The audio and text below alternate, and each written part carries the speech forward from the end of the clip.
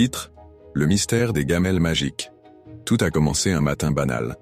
Mon chat, Fripouille, me fixait intensément devant sa gamelle vide. Pourtant, je venais de la remplir. Intrigué, je m'approchais. Il y avait bien des croquettes, mais Fripouille les reniflait avec méfiance avant de s'éloigner. « Tu es difficile », dis-je en soupirant. Mais ce comportement persistait. Les jours passaient, et Fripouille semblait perdre tout intérêt pour ses repas. Cela m'inquiétait. Était-il malade? Était-ce le début d'un caprice félin? Un soir, en rangeant le placard, je tombais sur un sac de croquettes d'une autre marque, acheté il y a des mois. Je décidai de lui en proposer. À ma grande surprise, Fripouille les dévora avec un enthousiasme retrouvé. « Alors qu'est-ce qui ne va pas avec les nouvelles ?» murmurai-je. C'est là que je me suis lancé dans une enquête. Je commençai à examiner les étiquettes des croquettes récentes. Les ingrédients semblaient similaires, mais un détail attira mon attention. Une mention discrète, presque cachée, parlait d'un nouveau procédé de fabrication breveté. Intrigué, je fis des recherches en ligne. Je tombai sur des discussions passionnées de propriétaires de chats, évoquant une théorie étrange. Et si certaines marques utilisaient des additifs invisibles pour influencer le comportement des animaux? L'idée paraissait tirée par les cheveux, mais les témoignages concordaient.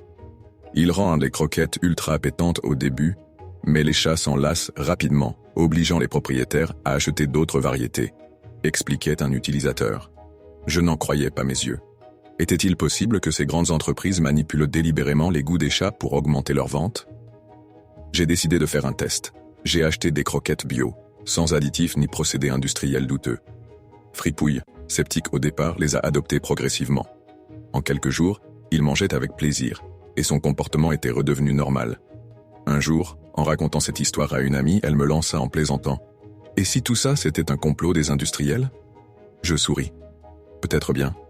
Après tout, pourquoi faire des produits simples et durables quand on peut maximiser les profits ?» Conclusion. Cette anecdote m'a ouvert les yeux sur un problème évitable, la surindustrialisation de ce que nous offrons à nos animaux. Peut-être qu'il n'y a pas de grand complot, mais il y a certainement des pratiques qui ne servent pas toujours leurs intérêts. Depuis, Fripouille et moi avons fait un pacte. Revenir à l'essentiel, privilégier la qualité à la quantité, et ne plus tomber dans les pièges des étiquettes prometteuses. Parce qu'après tout, nos chats méritent mieux que des gamelles magiques pleines de mystères.